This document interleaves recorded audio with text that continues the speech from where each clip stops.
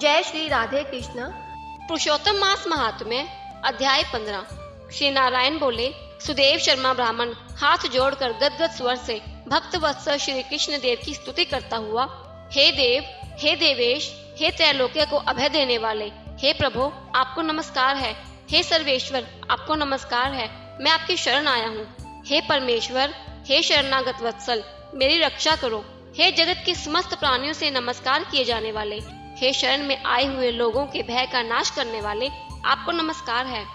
आप जय के स्वरूप हो, जय के देने वाले हो, जय के मालिक हो, जय के कारण हो, विश्वद के आधार हो, विश्वन के एक रक्षक हो, दिव्य हो, विश्व के स्थान हो, फलों के बीज हो, फलों के आधार हो, विश्व में स्थित हो, विश्वर के कारण हो, फलों के मूल हो, फलों के देने वाले हो, तेज स्वरूप हो, तेज के दाता हो, सब तेजस्वियों में श्रेष्ठ हो, कृष्ण हो, विष्णु हो, वासुदेव हो, दीन वत्सल हो, ऐसे आपको मैं नमस्कार करता हूँ। हे जगत प्रभु, आपकी स्तुति करने में ब्रह्मादि देवता भी समर्थ नहीं है।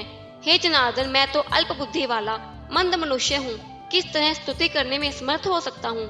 अत्यंत दुखी दीन अपने भक्त की आप कैसे उपेक्षा करते हो। हे प्रभु, क्या आज संसार में वह आपकी लोक बंधुता नष्ट हो गई। वाल्मीकि ऋषि बोले, सुदेव शर्मा ब्राह्मण इस प्रकार विष्णु भगवान की स्तुति कर हरि के सामने खड़ा हो गया। हरि भगवान उसके वचन सुनकर मेघ के समान गंभीर वचन से बोले, हे वत्स, तुमने जो तप किया वह बहुत अच्छी तरह से किया। हे महाप्राज्ञ, हे तपोधन, क्या चाहते हो सो मुझसे कहो। तुम्हारे तप से प्रसन्न मैं उस वर को तुम्हारे लिए दूंगा, क्योंकि आज के पहले ऐसा बड़ा भारी कर्म किसी ने भी नहीं किया है। सुदेव शर्मा बोले, हे नाथ, हे दीन बंधो, यदि आप प्रसन्न हैं तो हे विष्णु, हे पुराण पुरुषोत्तम, कृपा कर आप मेरे लिए सत्पुत्र दीजिए। पुत्र के बिना सोना यह गृहस्थ आश्रम धर्म मुझको प्रिय नहीं लगता। इस प्रकार हरि भगवान सुदेव शर्मा ब्राह्मण के वचन को सुनकर बोले, हे द्विज, पुत्र को छोड़कर बाकी जो न देने योग्य है उनको भी तुम्हारे लिए दूंगा, क्योंकि ब्रह्मा ने तुम्हारे लिए पुत्र का सुख नहीं लिखा है। मैंने तुम्हारे भाल देश में होने वाले समस्त अक्षरों को देखा, उसमें 7 जन्म तक तुमको पुत्र का सुख नहीं है। इस प्रकार वज्र प्रहार के समान निष्ठुर हरि भगवान के वचन को सुनकर जड़ के कट जाने से वृक्ष के समान वह सुदेव शर्मा ब्राह्मण पृथ्वी तल पर गिर गया। पति को गिरे हुए देखकर गौतमी स्त्री अत्यंत दुखित हुई और पुत्र की अभिलाषा से वंचित अपने स्वामी को देखती हुई रुदन करने लगी। बाद धैर्य का आश्रय लेकर गौतमी स्त्री गिरे हुए पति से बोली, हे नाथ, उठिए, क्या मेरे वचन का स्मरण नहीं करते हैं। ब्रह्मा ने भाल देश में जो सुख दुख लिखा है वह मिलता है। रमानाथ क्या करेंगे। मनुष्य तो अपने किए कर्म का फल भोगता है। अभागी पुरुष का उद्योग मरणासन पुरुष को औषधि देने के समान निष्फल हो जाता है। जिसका भाग्य उल्टा है उसका किया हुआ सब उद्योग व्यर्थ होता है।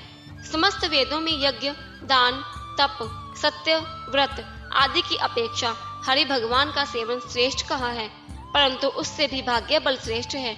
इसलिए हे भूसुर, सर्वत्र से विश्वास को हटाकर उठिए और शीघ्र देव का ही आश्रय लीजिए। इसमें हरि का क्या काम है।